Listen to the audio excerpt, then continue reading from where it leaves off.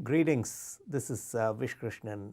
We are focusing on the topic of how innovators, innovative problem solvers can get customer feedback, good customer feedback, and also align with their team on their innovative concepts. As you know, customers often have a challenge giving good feedback on ideas that are expressed in an abstract form. In psychology, this is often called the functional fixedness, where customers are stuck in a certain frame of mind, and unless they see something concrete, they may not be able to give good, useful feedback. There's also a challenge of achieving team alignment where the ideas are all in our heads, and how do we communicate them within the teams. And today there's a lot of opportunity for innovation, but these challenges of achieving team alignment and customer feedback, eliciting good customer feedback, can often slow down progress. So I'm here with Michael Mayer. Michael Mayer has had long experience dealing with these problems. He was first head of product strategy at IDEO, and then he took on the role of general manager at Frog Design, and then CEO of Adaptive Path, which is a design consultancy, user experience consultancy firm. Michael, I'm really glad to have you here on this informal chat. We want to talk about how an innovator can really tackle these problems of getting team alignment and customer feedback, specifically the concepts of blueprinting and wireframing. Blueprinting is a concept that emerged from the services area, and today we are surrounded by a lot of e-services thanks to new technology.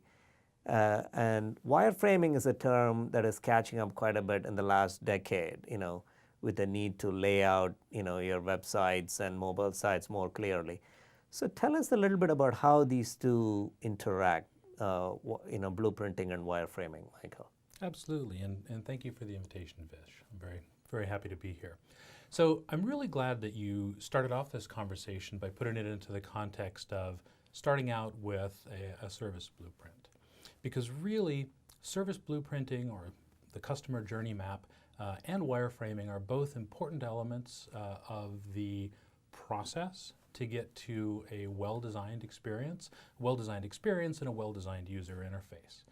In particular, the customer journey map and then the resulting service blueprint takes a channel agnostic view of how to deliver the experience that our customers, our users, the people that we're trying to serve with this product, what they actually want and need. And then as we look at the different interaction nodes, we can make a conscious choice. Should this be a human-to-human interaction? Should this be a human-to physical product interaction? Or should it be an interaction through some kind of electronic means, a screen-based interaction, whether it be a mobile phone, whether it be a kiosk, whether it be a website. Once we've made that determination that it's going to be a screen-based interaction, then we need to construct the information architecture and engage in the process of wireframing to really map out what that interface is going to be. That's great. So you always start with the blueprint, so to conceptualize what the overall offering is going to be and how it's going to be delivered, what is visible to the customer, what is not so visible to the customer, and what are the touch points and so on. And specifically, the information touch points are what come under wireframing, right? And where we use wireframing to tease out, brainstorm, just experiment with various, ways of touching the customer on more information standpoint. Yes. So the wireframes and the active wireframing are an important point in the process where you really move from dealing with a really concrete understanding of the people that you're trying to serve and thinking about the application itself, the interface itself, in somewhat abstract terms, right? We know that people want to do these particular functions. We know that they want to engage with these particular pieces of information. And we may have an image that we're going to present them all on a screen, and we may have an image of how the person is going to flow from one screen to another. Wireframing helps us make that concrete. Because it might be very simple to, it may feel very reasonable to think that we're going to have these 5 pieces of information, these 4 elements of interaction, and 7 different paths that a person might take from this one particular screen. But as we sit down and actually construct the wireframe, lay out where the information is, where the elements of functionality are on the screen, and relatively how much real estate we devote to each of these things, that process of making it tangible could show us that it's actually unreasonable to expect that we can put all of that on one screen. And then we have to start making some difficult choices. What do we prioritize at this point in the flow? And what do we put to some other point in the flow? Or can we simplify the entire flow? That's great. So it's really a way of achieving this elusive customer empathy, right? So what is the customer really going to go through? What's the customer experience going to be like, when they come into our service? What are they going to experience? So that's what we're trying to anticipate, envision, and improve, by doing wireframing. That's the use case. Is that yeah, yes. So we'll start off with at least a notional information architecture, the information and functionality that the people need to engage with, and at least a sense of the flows. And then we'll dive into the wireframes, and it's a process of iteration.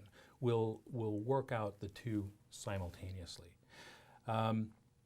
It's important to note that it's a process that we always use, or rather it's a tool and an act that we always use when we have an experienced team working on the project. I mean, I think that I've brought a few examples that we can use to help our discussion. It's pretty well understood that when we have a complex application, something like a retail e-commerce site, or something like an online banking application, where we know that people have a lot of information that they're going to need to engage with, where they're making a complex decision, where they have to trade off a lot of different options, that we need to architect out the website properly. Yes. And even an inexperienced team is going to dive in and start wireframing because they know that they need to work it out. It's very tempting when you have a fairly simple interaction, or an interaction that you think is going to be fairly simple, that you just jump into the actual creation of the app. And there are a number of tools that will encourage you to do this and make it very simple to jump in on that one direction. But that's really not how you get the best product designed. So that's interesting. So even for the simplest site, in some ways the expectations are higher, right? Because people expect a really easy to use interface. And so the bar is actually higher, the simpler the experience. Yes, and if you have some application, some user interface that you find particularly simple and elegant, it probably started out as fairly complex. And the team probably did a very rigorous job of working out the information architecture and all of the wireframes, and iterated a number of times to reduce the complexity and make it very simple, very straightforward for you. So wireframing as an essential tool to simplify the customer experience. And you mentioned the term flow, right? Yes. So why not just use a flow charting tool like Visio or even Microsoft Excel can be used to create flow charts, right? Why go to wireframing, Absolutely. And so the danger is getting locked into a particular architecture because your tool makes it very simple to do so. Similarly, jumping into an application that allows you to interactively prototype at a very high level of fidelity too early into the process can lock you into a single path and not encourage you to explore broadly when you should actually be exploring. Right. So don't put yourself at the mercy of your tools. Make them work for you in the way that you need them to work. Exactly. So wireframing can be a great tool to maximize our creativity, right? So maximize the breadth of search, because the time invested in exploring more can really pay off. So now tell us about a real experience that you've been involved in, sort of a case study Walk us through what the experience was like in wireframing it and how it helped really solve the problem better than what it would have been solved without wireframing. Sure. I've actually brought a fairly simple example to help drive this point home. And it has to do, it's the interface on a fairly complex product, this medical telepresence robot that we were working on. And if you notice on the chest area, the head is where the physician appears. And then the chest area is where the nurse or the technician might have some interaction, or the patient might look to see, to remember what the doctor's name is, or if the robot needs to communicate that it's carrying out a particular action, that's one of the ways in which the robot would communicate. We received we took up the challenge of designing this user interface after an engineering team had already spent a fair amount of time working on that chest interface. What they had come up with was actually quite complex, and it was appropriate for the sorts of tasks that they were trying to carry out. They were working in a development environment. They needed to see a lot of information about the entire robot, all of its subsystems, and they needed to be able to dive into fairly deep levels of setup and functionality. So what they had constructed was a home screen that was very complex, and also a hierarchy that was very deep. And you would start at this complex home screen, you would dive down, sometimes fairly deep, through a menu structure, and then to get to some other element, you would come back up and then dive back down again. It worked very well for them, but when we thought about this case where, all of the different use cases, where, say, the robot is present in the hospital, the team has finished interacting with the robot, and now the nurse wants to send the robot back to its charging station to be ready. Well, he or she is just going to have a simple interaction, or wants to have a simple interaction. And so putting that kind of control up at the top level, very easy to get to, made a lot of sense. Similarly, a technician performing routine maintenance tasks or troubleshooting some problem that the robot is having probably doesn't have to go very deep into the setup or into the troubleshooting information. And so providing one troubleshooting location that they could go to and then be very flexible about where they go to from there made a lot of sense for that technician. So that's one of the key contributions of a wireframe, right? So you use the wireframe to kind of simulate like the experience that the customer would go through. And why would they have to go through so many screens to do some higher level needs like charge the robot or do troubleshooting? So let's create some macros, if you will, on the top screen so they can press a button and get these higher order needs taken care of. Yes, and one of the things that you brought up earlier was that we use the wireframing process as a way of exploring possible solutions very rapidly, very inexpensively in terms of an investment in prototyping resources and also team time. And one of the tools, if I think about the tools that we typically use, the first tool that we use in wireframing is really just paper and pencil. We'll simply draw out what it is that we're considering. And when I or my team goes into, starts wireframing out the screens of the interaction in the initial stages, typically we'll just take a sheet of paper, divide it up into maybe 6 boxes, each one representing a screen, and we might consider one screen and ask ourselves, what are all of the possible ways that I could arrange the information and the controls on that screen? Does one make more sense than the other? And I can very rapidly draw those out. Or I might ask myself, I know that the user wants to perform a certain task, and here's a notional flow of steps that they would go through. And I can sketch that out in sequence, like a storyboard or a cartoon. I can sketch that out fairly rapidly, a number of screens, and I might sketch out 3 or 4 different ways of handling that flow. And I can do it very, very simply with really minimal investment, and I don't feel very tied to the ideas that I've already had. That's great. So you mentioned to us what a wireframe can do. Yes. Can you tell us what a wireframe cannot do, or what are some cases where your customers, clients may have, a greater expectation that a wireframe is not able to deliver, and how to set the right expectation? Yes, so one of the common sticking points that we'll have, especially when the design team or a single designer is working with a non-designer who is a collaborator or a client, there will be a misunderstanding of what is a wireframe and what it is meant to do, and what is a fully designed screen, right? What is the full visual design, and what is that intended to do, and how do we interact with the two? And I've actually brought an example. We have this single wireframe of a screen. Here's the same screen when the full visual design is applied. And you can see that they relate to each other. The wireframe is basically providing all of the structure of the screen, but the fully designed screen is very different. It's got color, it has graphic elements, it has font choices made. The boxes that were just sort of notional squares and rectangles on the screen are actually designed, and it's a very common experience, and every designer out there is gonna smile knowingly when I describe this. It's a very common experience that we'll sit down with a non-design colleague,